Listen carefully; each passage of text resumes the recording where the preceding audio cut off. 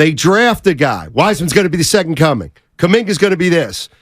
Well, they're young, but we're going to now do it again with this 57 pick. Right. We're going to say, I think he's going to be in the rotation next year. See, this is when I think you don't know me, because I heard everything you just said, but you missed the mark with me. I'm the guy that told you, Goo, cheer. You were saying this to me. Cheer up, bud. Cheer up. I'm not excited about the draft, Steiny. I told you and explained why. You just mentioned the last 3 or 4 draft picks from the Golden State Warriors, and I won't call anybody out, but I will the coaching staff. For whatever reason, these youngsters don't get the opportunity to fail. And if you're going to take a step back to take 2 forward later, then you let these guys play more than the way you've been doing it, the Warriors coaching staff, because at every turn, everything is blown up in your face. So now here we are. We're making more moves. We're bringing 2 new kids to the nucleus, and I'm thinking finally maybe Steve Kerr and company will say, you know what? We handled Kuminga wrong. We saw that Moses Moody can handle it. Not that there won't be turbulence in the regular season, but that's the rough draft. It's the regular season if you know you're going to be greater later. Every rookie has got their feet kicked out from underneath them, and Kuminga is exhibit A when you think he's showing signs. Then he's back in no man's land. So I'm hoping because Jackson Davis has natural size, the Warriors need that'll push him up to the front of the line, as crazy as that sounds. But I want to tell him and Podzinski that if they don't, I'm not going to come down their road, Steiny, because it's been par for the course with youngsters here in Golden State. 2 that are no longer here. 1 that I feel like he didn't even get a right chance, James Wiseman. There's a perception that Jonathan Kuminga is not living up to expectations, and I think that's wrong. Wow, I've never heard you say that. Of course, because I have an understanding of how virtually impossible it is for a kid. When did he move out of Africa? Oh, wow. 15? 15, 14? No college basketball. You draft him at 18 years old, and you're an NBA title contender. To me, we have spent so much time talking about that, and I think it's the biggest waste that I've ever heard in my entire life. So was the pick a waste? I'm not there yet. I'm not at that point yet. What I'm saying is, anybody who thought Jonathan Kuminga at 18 was going to play for the Golden State Warriors, that's just crazy. And I don't believe Myers or Lacob could have thought that either, because they have a sense of history at least too. Very seldom does a guy with no experience who's 18 years old come onto a championship team and be a factor. So now he's only 2 years into his career. 20. 1 year.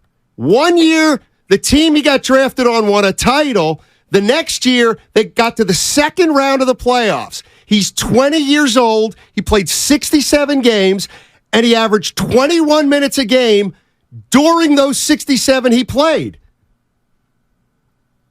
I challenge anybody to come up with a 20-year-old who could have played more than Jonathan Kuminga on a team that you think's going to win a title. So where did he go wrong? There's nothing wrong. That's my point. Well, there's nothing wrong with Kuminga. Well, nothing. Okay. Well, he's coming along fine. Steiny. Okay, I didn't know you felt that way, but a lot of people feel like it could have been finer, and it could have been finer sooner because he showed some stretches. And I keep talking to you about. Let me finish. But this is an old argument. We do this all the time. You wanted him to play and play through mistakes. Kerr doesn't do that. What I'm saying is, we can argue that until the cows come home. You think people think he should have played more up until 2 years. I think he played just fine in these 2 years, and I think he's getting better. But what I'm getting at is, like, Kuminga to me has not been a negative. He's not been a negative and for who he is, where you drafted him. Okay, I get that, but I feel like he could give you the part of the scenario to where I am not disappointed is is what Jonathan Kuminga is 6'7", 230 has shown. Okay, he's shown his rawness. He's shown he ain't seasoned. But, Steiny, I've seen enough to where every damn telecast, not home, well, Steve Warrior Kerr telecast. disagrees. Steve Kerr disagrees. Okay. All right. He disagrees. So Steve Kerr can do no wrong? No, but Okay, he disagrees with you. all right. He disagrees with you. And then what about Wiseman? What about Poole? All of a sudden, I'm just talking about Kuminga. Okay, I got you. Just talking about Kuminga. Yeah. 6'7", Talking about Kuminga. I look at Kuminga like he could have did more. How? This Get is a more championship opportunity. team. Yeah. Well, he needs it's to not a learn the champion. game. He It's needs not to a learn how to play basketball because he hasn't played. You expected a guy who didn't play organized basketball to then play at a championship NBA level. So what's the goal this year, Steiny? Oh, take another step up. Take that step up in your third year, which allowed the team takes a step back. Why? Or doesn't Why win would a the team take a step back? I'm asking because they need size, and he has it. Okay, Kuminga maybe gets better, and they can get better. See, Steiny, I'm going to just go music. I feel like you're slow dancing, and you got to speed it up, bud. How? Because they ain't playing no slow records. Curry's time is running out. Well, you're because Wiseman would still be here if it was about we got all. You kind think of they're time. a championship team? I don't. So if you want to keep mortgaging the future, for Kuminga to be playing if they're not if you feel like they're not a championship team. I'm saying playing this year. Well, I hadn't heard you say that. I'm on like, his third year, man. I mean, you can't have it both ways. You can't have it both ways. It's like, how many times, hey, Bay Area, how many times did we have to get punched in the face? Trey Lance was not leading the 49ers to a Super Bowl because he had no experience, but they had Super Bowl expectations. Jonathan Kuminga and James Wiseman were not going to play for the Golden State Warriors at 19 and 20 years old as long as the Warriors had championship expectations. It's like not that hard. Sorry. It just isn't. But the expectations for the Warriors are still there. Kuminga has to. For you. For you, for a lot there. of people, Steiny, look at Vegas, the odds. The Warriors they're top 5. Great. Play. I'm saying. The stakes are heavy still. You got to put them in the fire. I'm not saying you shouldn't. In fact, I'm saying I expect Kuminga to play more next year than this past year. But I tell you what, if he plays 72 games and plays 25 minutes a game, that's fine. I hear you. Let me lay this on you because I know my answer. And Evan, you chime in. I want to hear from you and the callers. You've come at it from the vantage point of the Golden State Warriors, Steve Kerr. But what about Jonathan Kuminga? If you had to just give me an answer on what you think he thinks about how he's being utilized and the Similac that they're feeding him. Care. Well, I care. Okay. And the reason I care is because publicly his agent or whoever, his spokespeople, told the Warriors, we need more. Okay. So he wasn't happy. Okay. And I love that. Okay. And he shouldn't have been happy. Okay. Because you knew what you were drafting. What does him not being happy have to do with anything? Maybe the Warriors got it wrong slow playing this with him. So you're going to give him playing time because he's mad? No, now you got to give him playing time because we need him. Well, not yet. You don't. And that no-show against, I can't tell you he played good against the Lakers because he didn't, and he barely played, but it never should have been this dude's off limits all of a sudden. Wasn't ready. And you need size. He wasn't ready. Can pick up LeBron 94 feet. We've seen that. Not stop him, but that's just, all right. Guru, stop. Steiny is 100% right. Rookies need to, first off, he's not a rookie. Rookies needs to develop.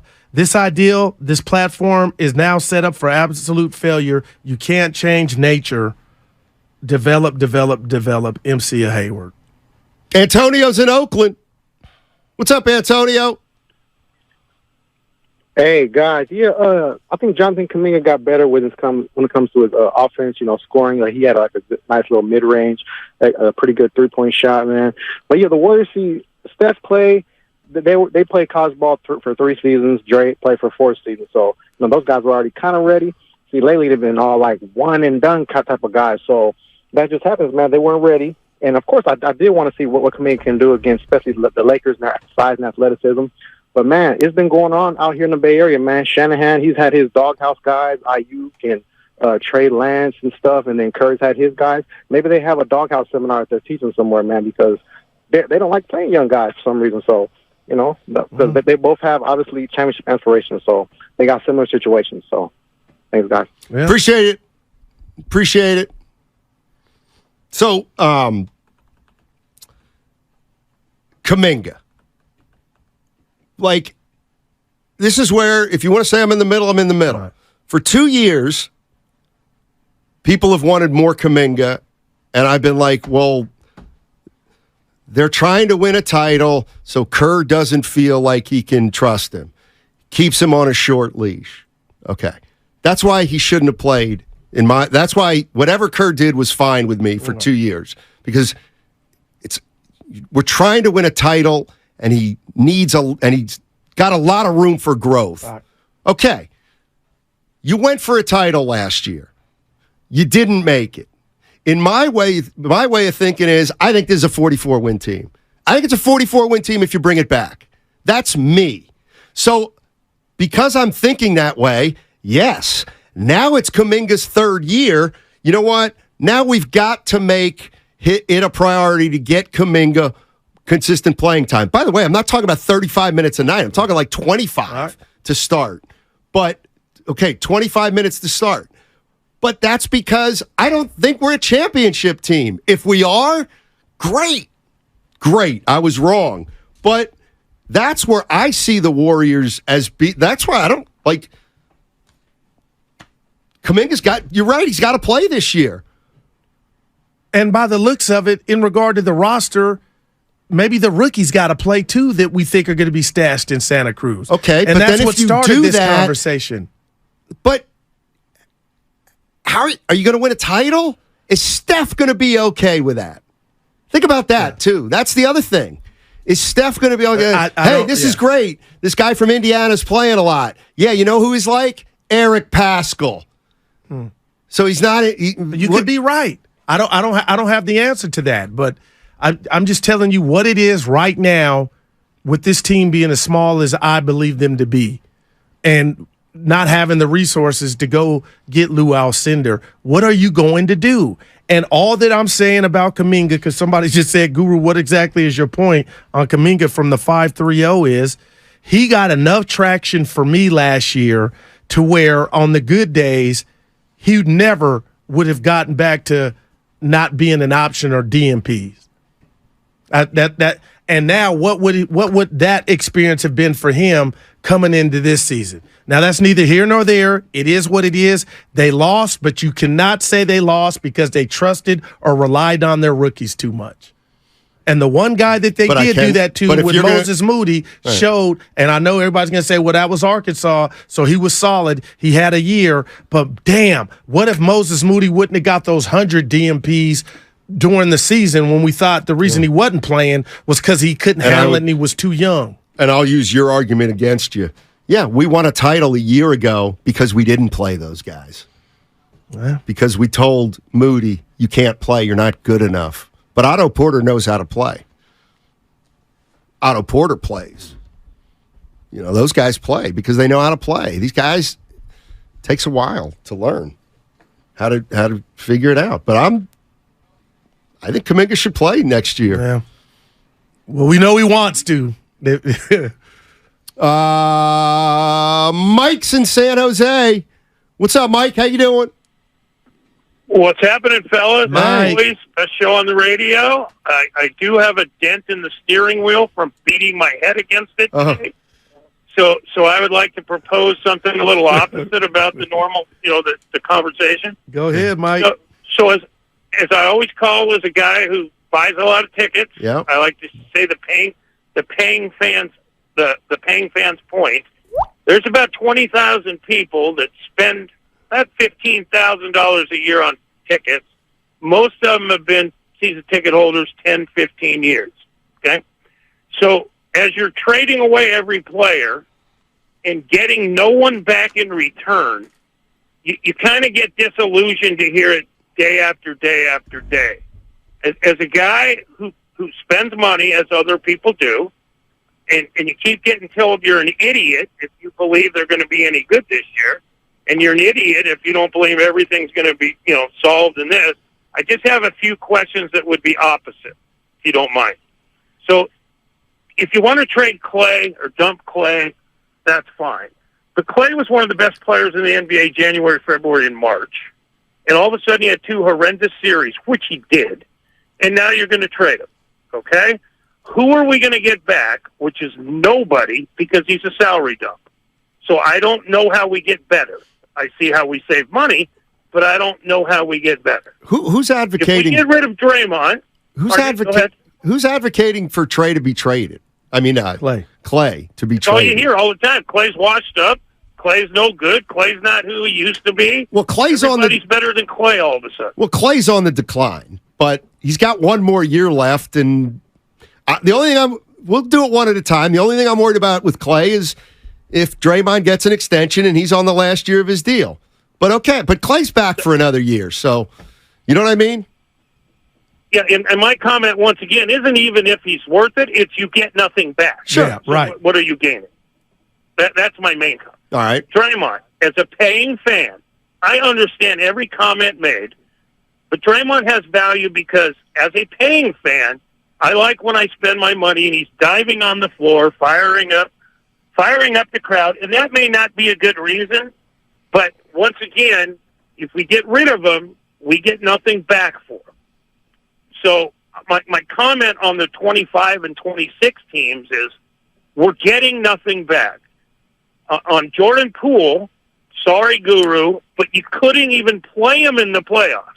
He couldn't get on the floor, and we lost about 8 games in the last 5 minutes during the season that he was a part of.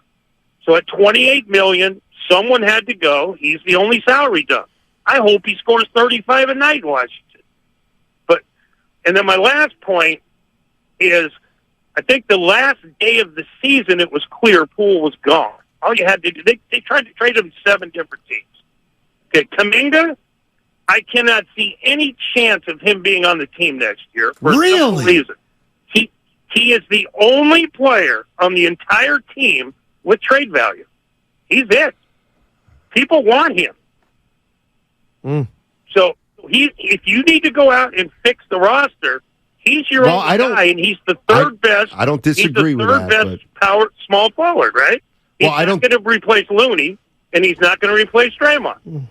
I don't know how he can possibly stay, and Steve Kerr said as much when he went on Draymond's podcast and ripped Poole and Kuminga in his own little sly way. Well, great stuff, Mike. Yeah, we love Mike.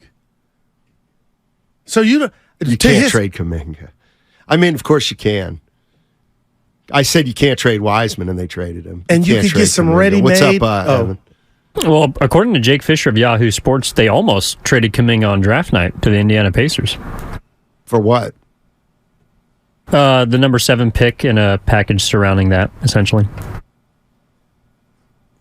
See what I don't... Quote-unquote serious conversations, Steiny. What I don't understand is rather than Jackson Davis, rather than saying he could be in the rotation this year. Okay. What's wrong with and here's the other thing.